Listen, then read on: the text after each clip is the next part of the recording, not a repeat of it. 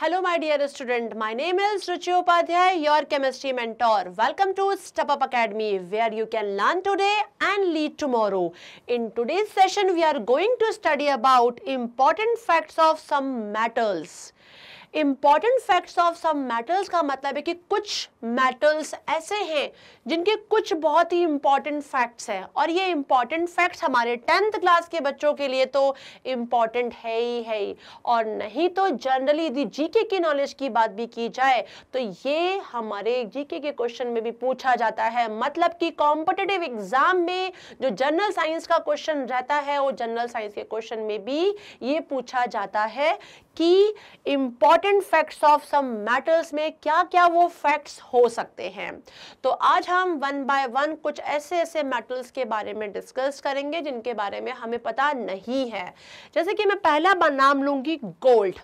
Gold जिसका symbol होता है AU, capital A and small u। Gold एक ऐसा मेटल है जिसको बोलते हैं it is the most ductile metal. What is ductile? What is ductility? Ductility is a property कि हम किसी मेटल को स्ट्रेच कर सकते हैं एक थिन वायर में, ठीक है। तो डक्टाइल और डक्टिलिटी एक प्रॉपर्टी है कि हम किसी मेटल को थिन वायर में ड्रॉन कर सक रहे हैं या स्ट्रेच कर पा रहे हैं। तो गोल्ड उनमें सबसे बेस्ट मेटल कहलाता है। क्यों कहलाता है? एक एग्जांपल भी आपके सामने दिया हुआ है कि यदि 1 ग्राम ऑफ गोल्ड को हम स्ट्रेच करते हैं तो वो 2 किलोमीटर लॉन्ग थिन वायर में कन्वर्ट हो जाता है, मतलब स्ट्रेच्ड हो जाता है। तो आप समझ रहे हैं 2 किलोमीटर लॉन्ग वायर में हम क्या कर सकते हैं? स्ट्रेच कर सकते हैं। किसको? गोल्ड को। कितने ग्राम गोल्ड को? 1 ग्राम गोल्ड को हम 2 किलोमीटर लॉन्ग वायर में, थिन वायर में हम क्या कर सकते हैं? स्ट्रेच कर सकते हैं। तो गोल्ड की कौन सी क्वालिटी है? It is a most ductile metal. ध्यान रखिएगा, which is a most ductile metal. Gold is a most ductile metal. Now next property पे मतलब important fact पे आते हैं। गोल्ड के बाद सिल्वर, सोना, फिर चांदी, है ना, चांदी पे आ गए। जो सिल्वर है, सिल्वर मेटल की यदि बात करें तो best conductor of heat and electricity है। क्या है? It is the best conductor of heat and electricity. We know very well कि कॉपर और एल्युमिनियम जिनको हम इलेक्ट्रिक वायर में यूज करते हैं, इलेक्ट्रिसिटी में मोस्टली वही यूज किए जाते हैं क्योंकि वो सस्ते होते हैं।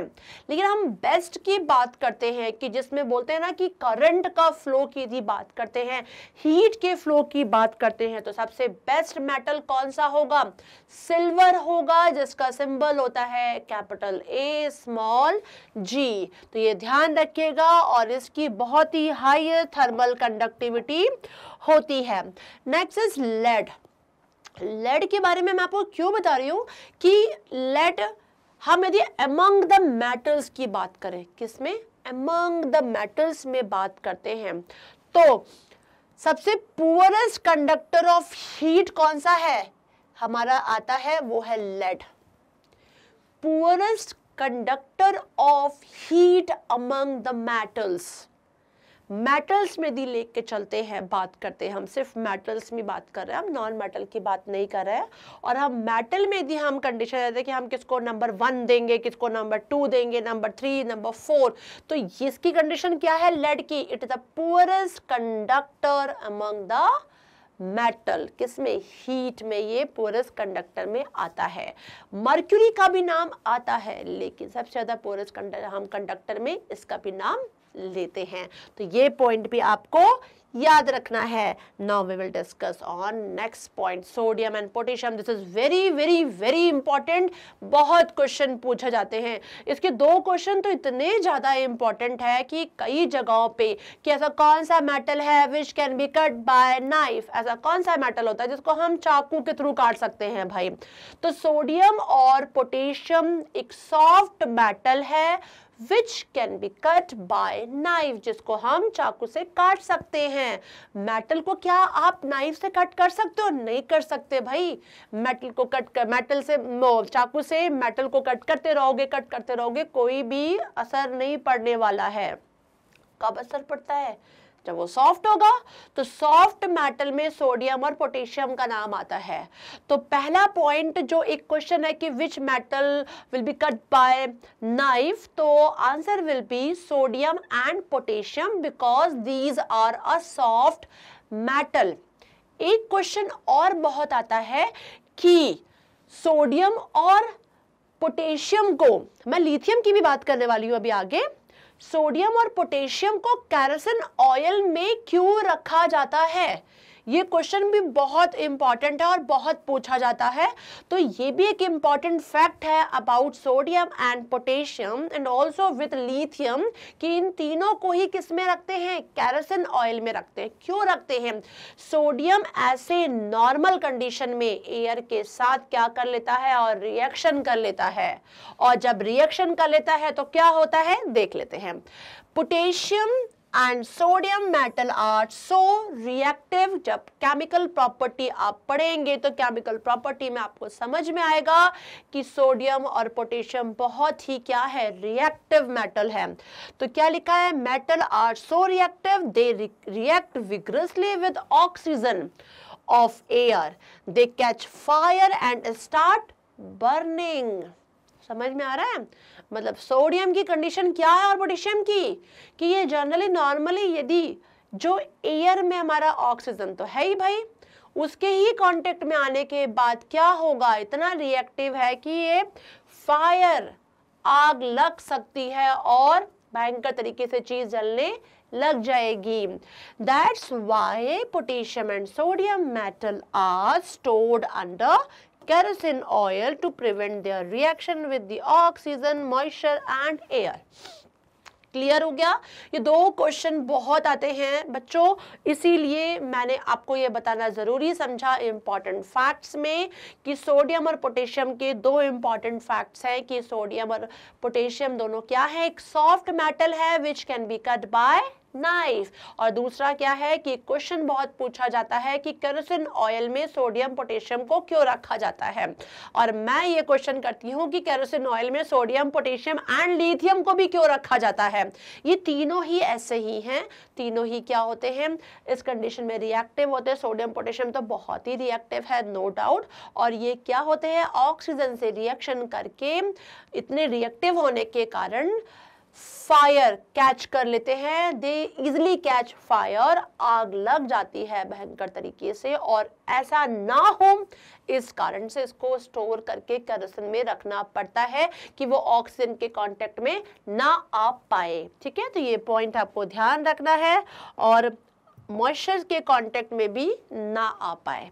ठीक है, द नेक्स्ट लिथियम के साथ भी यही चीज है, lithium is also very reactive. ठीक है, and just like sodium and potassium metal, ये भी क्या करता है? Lithium metal is also stored under kerosene oil to prevent its reaction with oxygen, moisture and carbon dioxide of air. Clear है? तो जो भी चीजें कहाँ पर हैं, जो भी चीजें आपकी एटमॉस्फेयर में हैं, उन चीजों से बचने के लिए अपने को क्या करना पड़ा है?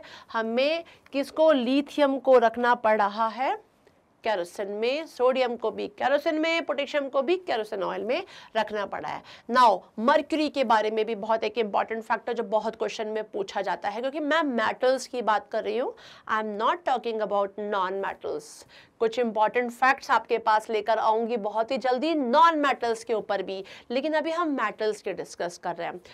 मेटल्स में मर्क्यूरी एक ऐसा मेटल है जिसका हम जानते हैं सिंबल क्या है? Hg, जो कि क्या होता है?